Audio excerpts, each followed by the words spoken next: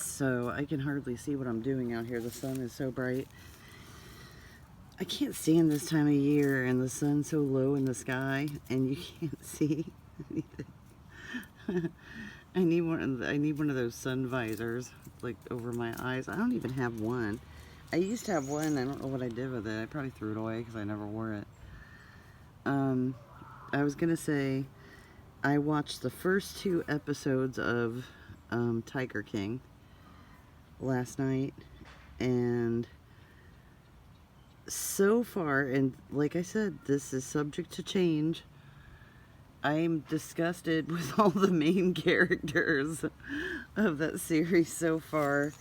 You know, they're all saying like the other person is bad, but yet they're all doing the same thing pretty much in my eyes, sort of. I don't know if Carol Baskin is charging for the people that she lets in to see, but I mean, I'm assuming she's accepting donations for her organization to do that or something. It's all exploiting those tigers, and I mean, I thought we were talking about maybe like a handful of tigers. I didn't know we were talking about literally, I mean, maybe thousands of these tigers and lions and big wild animals in the United States like this. So it was kind of shocking for me to know that there's that many of them in captivity here. And to me, I mean, somebody on there said, I don't remember who it was, it's not normal. They do need like a broad range to run it. And I don't really think after you've had them in captivity like that, it's that easy to introduce them back into the wild. I don't think you can do that. So what they're doing is kind of a train wreck. And I mean, I'm losing the whole plot behind my just utter horror basically so far. And I still have no opinion on Carol Baskin's missing husband. The only thing I found at all, I looked up his description and things on NamUs, and I think I found it on NamUs. I'm pretty sure. I think I found it on Charlie Project and NamUs, but she said the last time she saw him, and I don't know if she ever gave any other statement other than this, she said the last time that she saw him, he was like leaning in their bedroom door and silhouetted against, like she was in the dark and he was out in the light, and so she could just see his silhouette, and he was saying something about he'd be back or something, and she had no idea what he was wearing. And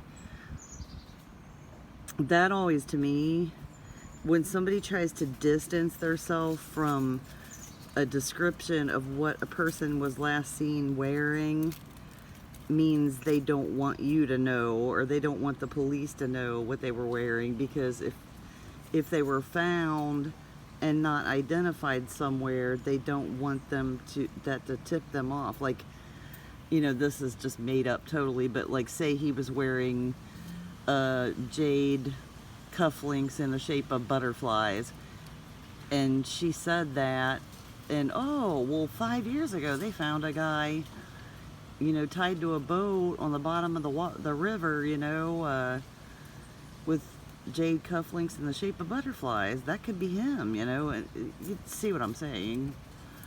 But I mean, maybe things happen just the way she said they did. I mean, I don't know her, obviously, and it's kind of weird because I can totally see the obsession with the tigers and the lions, and oh my god, I would love to hold one of those cubs and feel its claws clawing into me and have it, you know, biting at me, and oh my god, I would love that. But it's not normal. I mean, if you think back to the beginning of time, you know, the very first humans, I mean, nobody would have did that.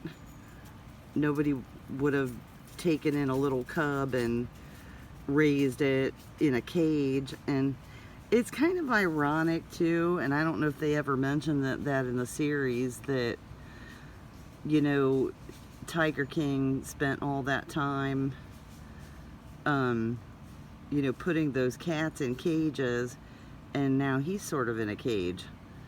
And I don't know if anybody ever pointed out the ironicity of that or not, but it is kind of ironic. So he's sort of a cat in a cage now. And maybe someday she will be too, depending on how this turns out, I guess. I don't know. And like I said, I mean, you know, you never know. Her husband, I mean, people can say, oh, you know, she's guilty, but I mean, you never know. He could have left there and some kind of accident could have happened that nobody knows about. I mean, you don't know until you find him. You don't know. I've seen all kinds of weird, strange things, you know, that people thought one thing and it turned out to be another. Boy, I could tell you a couple stories about things that, you know, I will tell you one story. There's an unidentified Jane Doe from Pennsylvania. I think she was found in 1976, and she was in pieces, and the different pieces were in suitcases, and they were thrown off a bridge. And they think that whoever did it meant to throw it into this waterway, but it didn't land in the waterway. It landed by the waterway. And so somebody found her, and she's still unidentified. Well, I years ago found a Jane Doe that matched her in like every way, shape, and form, to the point where the Pennsylvania State Police were really excited about it. I mean, basically it was her. There was no doubt in any of our minds. And he actually had to get a subpoena to get the family's DNA because they were so upset about having it dredged up again that this woman in their family was missing all these years, and that she might have finally been identified. But it turned out not to be her, and it was so jarring because everything matched. Every single thing matched, and it was like, there's no way, you have to do it again. There's no way that's not her. And they were just like, no, it's not her. And it was so unbelievable. And it was,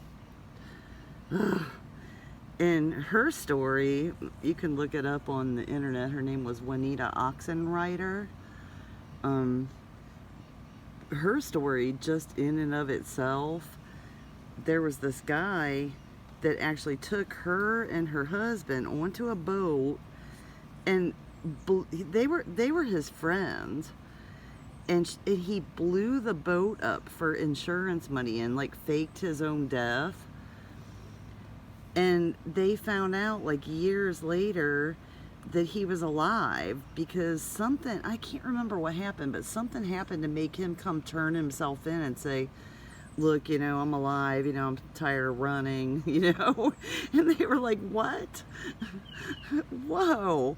And, you know, they found the husband's body, but they had never found him or the wife, which is Juanita Oxenreiter. But she's still missing to this day, and that Jane Doe, they call her Beth Doe, is still unidentified. And I actually have another good guess at who she might be, but I haven't been able to. It's kind of funny because the state police there were so disappointed that that fell through that they won't work with me anymore about it ever again. And it's kind of disappointing because I think I have a good candidate for her, but they won't even look at it. They won't. So I guess it's, when I still had my cold case website up, I put out feelers to try to find this woman that I think might be her, thinking, well, maybe she is alive somewhere, even though there was a big Poconos drug raid, and everybody that was involved in the drug smuggling operation was apprehended except for her and 2 men. And they later caught the 2 men, but they never found her. And I mean, 10 years later, I found court documents saying that they assumed she went back to Colombia, but she wasn't. She was smuggling drugs from Colombia, but she wasn't from there. She was Colombian, but she was living in Florida. So, and why they assume, how do they assume she went back there? How would she do that without them knowing it? And her name was Elizabeth Porto. It was Porto. And I actually put out like a bulletin on my website, like, you know, the statute of limitations is run up. If you're out there, please contact me, because I think you're Beth Doe. And nobody ever responded, and it was up for probably 10 years on my website, and nobody ever contacted me in any way. And it was kind of weird because my website got so much traffic that if I put something on there looking for somebody or somebody's family to contact me, eventually they would, because they would see it, because people Google, like if they're missing somebody in their family or there's been a crime or something, the people that know them like Google their name, they'll do it. And so, but that never happened. It's almost like Elizabeth Porto just disappeared. And it's kind of funny because I don't know. It's really disturbing. It's very disturbing. That's kind of why, like, I shut my website down, because my website wasn't getting any traffic anymore, because everybody kind of got more into videos, and I just got tired of getting on there all the time, and there was nobody posting anything new, and there was nothing going on, and I was just like, do I really? And, you know, everybody kept telling me, oh, you know, you got to keep it up because we like coming to read here. And I'm like, yeah, but it's a posting forum. It's not a reading library. That's not what it was ever meant to be. You know, I mean, I wanted it for, you know, participation, not just to sit there for your reference enjoyment, you know. It's like, so, I mean, geez, I had that thing for so long, and I mean, I finally took it down, and I still get emails every once in a while of people saying, you took the site down? And I'm like, that's been like a year ago now. You just now noticed? I'm like, that's so sad. And yeah, there's one guy in New York, and his father is missing, and he was a member of the family, if you know what I mean. And I had a section on there for missing and unidentified mobsters. I did, and I had his father's story on there, and I didn't even ask his permission for it at first, but he contacted me and was so happy that I'd put his dad's information up on there, because he wants to, you know, bury his dad. I mean, he doesn't know what happened to him, and, you know, they kind of think he just took off, like he wasn't, I mean, it was like he had to leave his family or something, you know, but he was probably alive still, but not now, probably, but then. But I had that guy, like, every time something would go wrong with my website, that guy would contact me and say, what happened to your website? You know, why'd you take my father's stuff down? And I was like, no, you know, we're just doing something to it. It'll be back up. And I'm like, oh my God, you know, this guy said the last time when I decided to take it down, I was thinking that guy's going to contact me, and he did. He was like, what? And I told him, you know, that there just wasn't any interest in, that I was thinking about doing videos instead. And honestly, like after I got away from it, I realized how much negativity I had left behind. And even though it was something that I was really good at doing, I just decided just to leave it to somebody else, you know. And I actually tried to, you know, figure out somebody I could give the website to, you know, but there just wasn't anybody that was that interested in it to carry it on. And I mean, I just wasn't going to keep doing it because websites take a lot of upkeep. I mean, if you don't keep maintaining them, and they'll just eventually crash and just not work anymore because systems keep getting upgraded and you have to roll with it and keep updating all your scripting and everything. And if you don't do it, it doesn't work. So you can't just leave it sit unless it's really a crappy website that has no substance to it at all, and then you can probably. But that one was pretty huge. I mean, it was a huge website. And so anyways, but that's my thoughts on Tiger King so far. And I don't know how many episodes there are so far, but I mean, I only watched 2, and I'm gonna watch some more later. And I'm gonna go in and get out of this blinding sun